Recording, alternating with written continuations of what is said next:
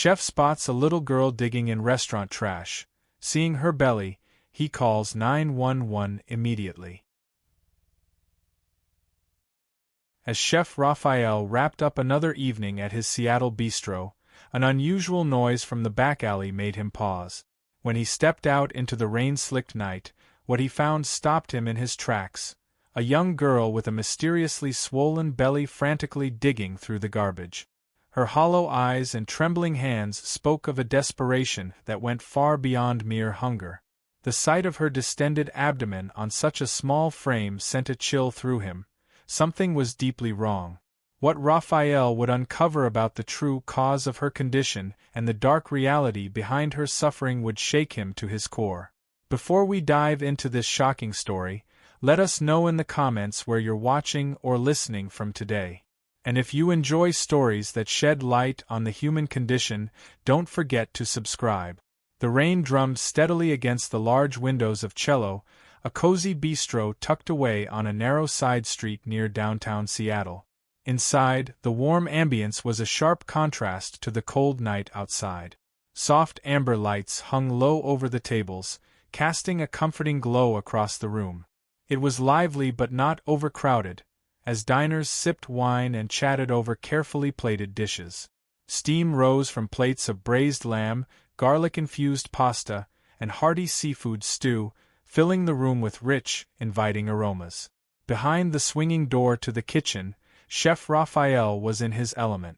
Tall and lean, with an air of quiet authority, he moved seamlessly between his station and the prep tables, orchestrating his small but efficient team.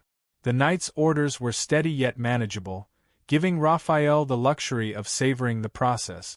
He took his time with each dish, admiring the perfect browning of garlic or the crispness of rosemary atop a lamb shank. For Raphael, the kitchen was more than just a workplace, it was his sanctuary. The rhythmic chopping, the sizzle of pans, the heady aroma of herbs, these were the things that grounded him, the things that gave his life purpose. As he worked, his thoughts occasionally drifted back to his journey here. From his troubled childhood on the streets, where scavenging for food had been a daily reality, to owning a small but thriving bistro at 35, his story was one of resilience and passion. At 9 p.m., Raphael slid the last dish of the evening, a pan-seared salmon, onto the wait station, nodding at the waitress to take it out. Just as he was about to return to his station, a faint thud followed by the rustling of bags drew his attention to the back alley where the restaurant's dumpster sat. His brow furrowed. While it wasn't uncommon to hear noises from the alley, particularly with the growing homeless population in the area, this sound was different. There was a frantic, almost urgent quality to it that tugged at his instincts. After glancing at the clock, Raphael debated with himself. In his early days running Cello, he'd tried to intervene when people rummaged through the trash, only to face angry outbursts or, worse, retaliation against the restaurant. Over time, he'd learned to let it be, trusting that most people would come by after hours. But tonight something felt different, unsettling. Setting down his spatula, he turned to his sous chef, Matthew. "Cover for me for a moment," he said. "I just need to check on something outside." Matthew nodded, taking over Raphael's station. "No problem, chef. I've got it." Pulling on his coat, Raphael stepped into the narrow hallway leading to the back door. The steady rain greeted him as he pushed it open, squinting against the dim streetlight filtering through the alley. At first, he heard only the clinking of bottles and the rustle of plastic bags. Then he saw her, a small figure hunched near the dumpster. The girl couldn't have been more than 10 or 11 years old. Her thin, damp clothes clung to her frame, and her dark, tangled hair was plastered to her face. She was soaked, yet entirely focused on her frantic rummaging, pulling scraps from the trash with an intensity that spoke of desperation. For a moment, Raphael froze, his heart tightening at the sight. She reminded him of himself, years ago, scavenging for food just to survive. "Hey, are you all right?" he called out gently, his voice cutting through the rain. The girl froze, her hands clutching a torn piece of bread she'd just pulled from the trash. She looked up, wide-eyed and wary, like a cornered animal. Her hollow gaze and trembling frame were haunting enough, but what struck Raphael most was her swollen belly, distended to the size of a woman several months pregnant. The sight didn't make sense, a child's face paired with such a swollen abdomen. The incongruity made his blood run cold. Before he could say another word, the girl clutched the bread to her chest and darted into the shadows, disappearing into the rain-soaked night. Raphael stood frozen, rain soaking through his coat as his mind reeled. The image of her swollen belly and hollow eyes was seared into his memory. He wanted to chase after her, to help her, but he knew from experience that doing so would likely scare her more. Back in the warmth of the kitchen, Raphael tried to shake off the encounter, but the girl's image lingered. Her plight gnawed at him, refusing to let him go. Finally, he turned to Matthew, who was cleaning up. "Did you see a girl out there earlier?" Raphael asked, his voice low. "She couldn't have been older than 10, and her belly was swollen." Matthew glanced up, concern flickering across his face. "Another one scavenging?" he asked. "They're getting braver, coming around before we even close?" "No," Raphael said, shaking his head. This was different. Something was wrong with her. Kenny, the busboy, overheard and chimed in with a dark chuckle. "Big belly? Probably pregnant," he said with a shrug. Raphael's expression hardened. "She's a child," he snapped, the weight of his realization sinking in. Something was deeply, terribly wrong, and he couldn't ignore it. Dawning on him that she seemed far too young for such a possibility, Raphael described her thin frame, tangled hair, and the hollow look in her eyes. Kenny, however, shrugged nonchalantly, replying, "You'd be surprised. If a girl's had her period, it can happen, even at 10. The casualness of Kenny's remark sent a sick twist through Raphael's stomach. He wanted to argue, to insist it couldn't be true, that there had to be another explanation. But deep down, he feared Kenny might be right, and that realization filled him with a mix of anger and sadness.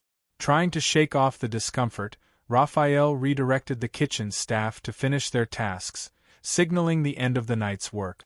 As usual, the team moved efficiently. Matthew gathered up the laundry bags, Kenny cleaned out the grease trap, and Louis put away the last of the clean dishes.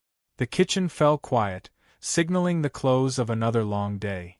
Kenny broke the silence, suggesting they all grab a beer at their usual spot. Matthew declined, mentioning his wife and kids were waiting for him at home, but Louis nudged Raphael playfully. "Come on, chef. You look like you could use a drink." "Rough night?" Raphael politely declined, offering a small smile. "Not tonight. I've got my own way of unwinding." Louis grinned, ever the jokester. "What, don't tell me no one's waiting for you at home. Come on, live a little." Raphael brushed off the teasing with a light-hearted laugh. "Maybe next time, guys." As they parted ways, Louis couldn't resist throwing out one last joke. "Just don't go getting some kid pregnant on your way home, chef." The comment, meant to be light-hearted, hit Raphael like a punch to the gut. Louis, of course, had no idea about the girl in the alley, but the casualness of his words stirred an unsettling mix of guilt and unease in Raphael. After locking up the restaurant, Raphael stepped out into the rainy night, pulling his coat tighter against the chill.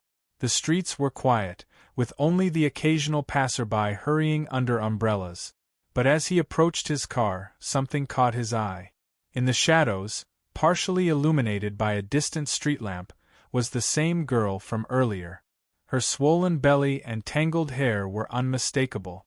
This time, she wasn't alone. A man leaned against a wall, his hood pulled low over his face. Raphael froze, watching as the girl handed the man a few crumpled bills. In return, he slipped something small into her hand. A chill ran down Raphael's spine. Was this a drug deal? The thought made his blood run cold. Was she pregnant and taking drugs? The questions raced through his mind as he wrestled with what to do. Should he call the police? Confront them? Neither option felt right. Instead, Raphael decided to follow her from a distance. He trailed her through the maze of side streets and alleys, her small figure moving quickly and purposefully. Eventually, she reached a worn, tattered tent tucked against the side of a building. From his hiding spot, Raphael watched her duck inside. His heart ached at the realization that this fragile tent was likely her home. For a moment, he considered leaving.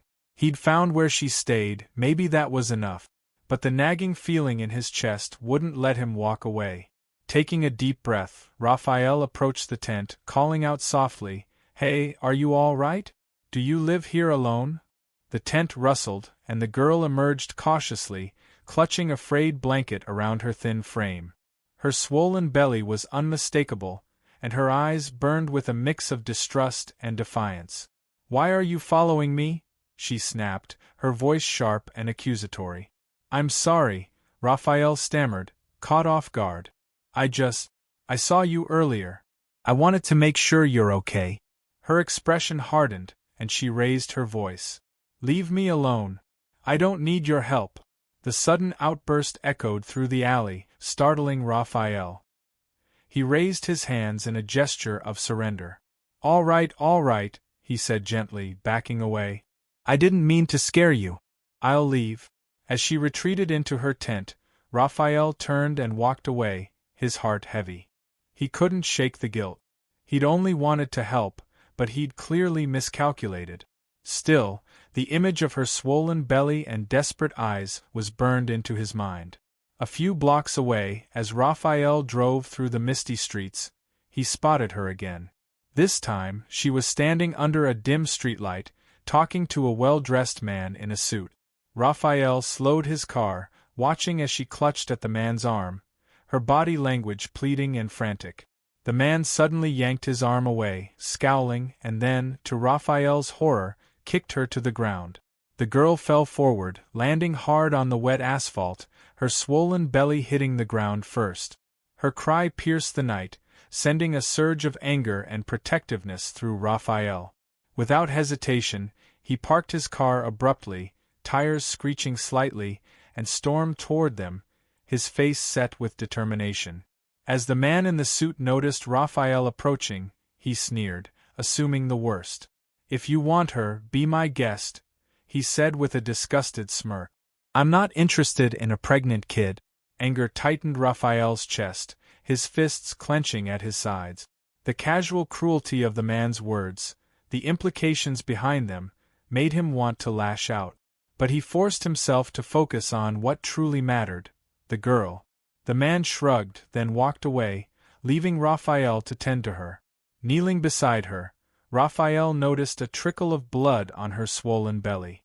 Her eyes, filled with humiliation and pain, met his. "Are you okay?" Raphael asked softly, his voice thick with concern. "Can you move?" The girl looked up, recognition dawning as she realized it was him, the man who had followed her to her tent. Wariness and confusion tinged her expression, but she tried to push herself up, wincing in pain. "Here, let me help." Raphael offered his hand. Hesitantly, she took it. "Who was that man? Do you know him?" he asked. Shaking her head, she replied, "No. I was just asking him for help. I was really hungry, but—" He misunderstood. "Misunderstood?" Raphael prompted. She nodded, her voice trembling. "I don't get it. Everyone just looks at my belly and hates me. Except you. You followed me to my tent?" Her words stung. As she rubbed her belly, Raphael's gaze caught sight of blood dripping onto the ground. "I'm sorry for scaring you earlier," he said. "I should have introduced myself. My name's Raphael. I'm a chef at the restaurant you visited." She gave a slight nod but didn't offer her name in return. He decided not to press her, guessing it had been an overwhelming night for her. "I see you've got a wound on your belly. Let me call for help. You need to have it checked," he said, pulling out his phone. "No police," she said suddenly, her voice filled with desperation as she grabbed his wrist. Her wide, terrified eyes pleaded with him. Raphael hesitated. He knew calling for medical attention was the right thing to do, but he also understood fear, the kind that made people desperate to avoid authority. After a moment, he put his phone away and said gently, "Okay. No police. But you're hurt. Will you let me take you somewhere safe? The girl looked at him, her tired eyes scanning his face, then gave a small nod. Luna lowered her gaze, her hands instinctively resting on her swollen belly as she tried to gather her thoughts. When she spoke, her voice was unsteady, barely above a whisper. My mom. We've been on the street for a while now, she began, her eyes drifting as though looking at a distant memory. She's been sick for a long time. Coughing a lot, barely able to get up some days. I did my best to help her, to find food, to keep her warm, but... Her voice broke and she paused, swallowing hard. Today, she didn't wake up. I tried, but she was so cold. I don't have anyone else. Her eyes, now glistening with tears, looked up at Officer Sarah, a quiet strength shining through her pain. Officer Sarah gave her a nod, her voice gentle. Thank you, Luna, for being so brave. We're going to make sure you're taken care of, okay? But to do that, we need to take you to the hospital to check on your belly. Fear flickered across Luna's face as she turned to Raphael, seeking reassurance. He knelt beside her and met her gaze. It's going to be all right, he said, his voice steady and comforting. If it's okay, I'll come with you. He glanced up at Officer Sarah, who nodded. That would be fine, she said. We'll also need to ask you a few questions, sir. Of course, Raphael replied. Whatever you need. As they prepared to leave, a social worker arrived on the scene. She introduced herself as Ms. Thompson, explaining that she'd be overseeing Luna's case. We'll need to find her a safe place to stay, Ms. Thompson said. Do you know if she has any relatives? Luna shook her head, fresh tears spilling down her cheeks. Raphael felt a surge of protectiveness. Without thinking, he said, if it's possible, I'd like to offer to be her temporary guardian. At least until we can figure out something more permanent. Miss Thompson gave him a long, appraising look. That's very kind of you, Mr. Morales. Raphael Morales, he answered. She nodded. We'll need to run some background checks and assessments, but if everything looks good, that could be an option. For now, let's focus on getting Luna the medical care she needs. Raphael stayed close to Luna as they walked to the ambulance. He kept a comforting hand on her shoulder, determined not to leave her side. The journey to the hospital was quiet, the rain pattering softly against the windows. Luna sat silently, her small frame hunched over, looking even smaller against the vastness of the ambulance's interior. At the hospital, as Luna was taken for an examination, Raphael remained in the waiting room. He paced nervously, his mind replaying the events of the night. Exhaustion caught up with him, and eventually, he fell asleep in one of the stiff waiting room chairs. His dreams took him back to his own childhood, his mother's loss during childbirth, the loneliness of being abandoned by his father, and the hunger that drove him to scavenge for scraps on the street. But the dream shifted, and he saw the elderly couple who had changed his life. He remembered how they'd found him, offered him food, and taken him in. Their kindness had given him a second chance, a warmth that still stayed with him. When Raphael woke, the soft light of dawn was filtering through the waiting room windows. A doctor approached, clipboard in hand. Mr. Morales? She asked. Raphael stood quickly, his heart pounding. Yes, that's me. How's Luna? Is she okay? The doctor's expression was serious but not grim. Luna has a severe bacterial infection, likely caused by malnutrition and unsanitary conditions. The swelling in her belly is a result of that. She'll need antibiotics, hospitalization, and nutritional support. Relief washed over Raphael. It wasn't worse, but concern lingered. She'll need to stay here for at least a week for treatment and observation, the doctor continued. Do you know if there's any family we can contact? Raphael shook his head. No, she doesn't have anyone. Her mother just passed away. The doctor's expression softened. I see. We'll need to work with social services to arrange her care after she's discharged. As they reached Luna's room, Raphael paused at the door. Taking a deep breath, he stepped inside. Luna looked so small and fragile in the hospital bed, surrounded by monitors and IVs. When she saw him, Her eyes brightened slightly. "Hey, Luna," Raphael said softly, sitting beside her. "How are you feeling?" "Okay," she murmured, her voice faint. "What's going to happen to me now?" Raphael hesitated, then spoke with quiet resolve. "You're going to stay here until the doctors help you get better. After that?" He paused, gathering his courage. "If it's okay with you, I'd like to offer you a place to stay. With me?" Luna's eyes widened. "You'd do that?" Raphael nodded. "Yes, I would. We'll have to talk to the social workers and make sure everything is set up properly, but if you're okay with it, I'd like to be your foster parent.